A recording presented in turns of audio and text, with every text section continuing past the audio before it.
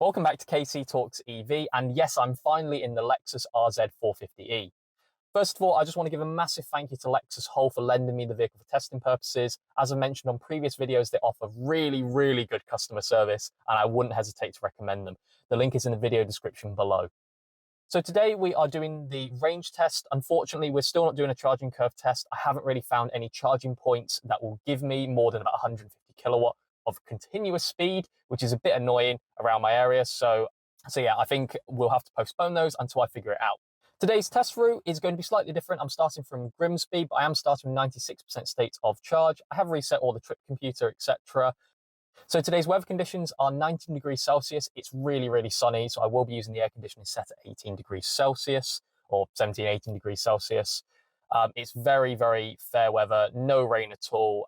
Wind speed is 8 miles an hour and it is a crosswind from the south. So anyway, let's get started.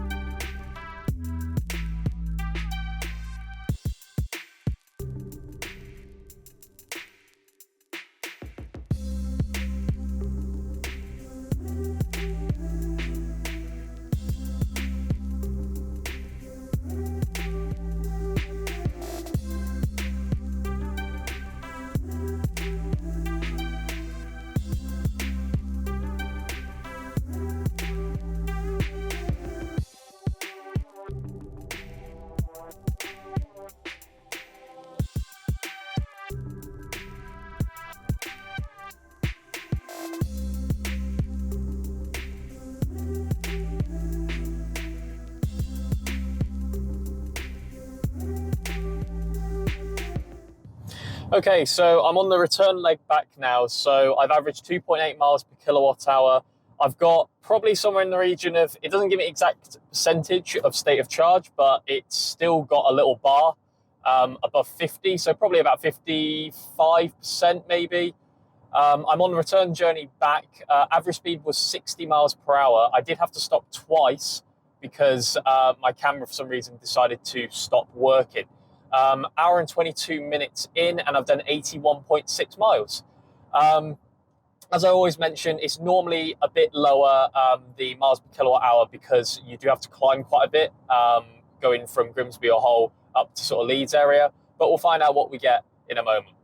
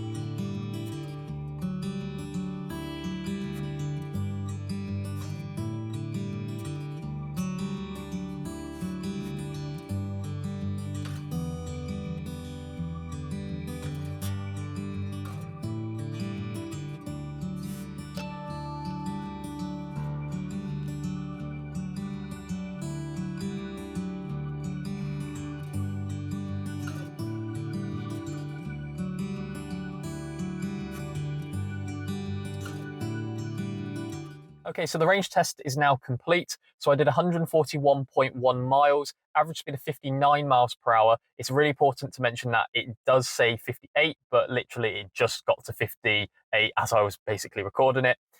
Average efficiency was 3 miles per kilowatt hour. Not exactly the best, but you've got to bear in mind how large this car is. It's not going to be the most aerodynamic. I did mention in the impressions video that they could probably do a little bit better on that. Now, if you then extrapolate the fact that I left with 96%, I arrived with 26%, that means I used 70% of the battery. If you then extrapolate that, by doing the calculations, you get a total available capacity, interestingly enough, of 67.2 kilowatt hours. Now, this is really odd because Lexus actually quotes that their usable capacity is 64 kilowatt hours. I don't know whether this car's had like any updates or anything, or whether Lexus has updated the vehicle, or whether or not they've just misquoted their available capacity or something, but that's probably a lot more like it. At the end of the day, that is a lot less of a buffer, but that's to be expected really on a battery pack this size. Finally, if you then do the final calculations, you get a theoretical 100% down to 0% range of 201.7 miles. That is quite a bit off WLTP, but I expect that for its rivals, such as I mentioned, the EQC or iX3, for example, it's probably not that much different. I mean, you are going to get definitely more range. I think the difference between what WLTP and what I'm getting in terms of the test probably won't be that much more different.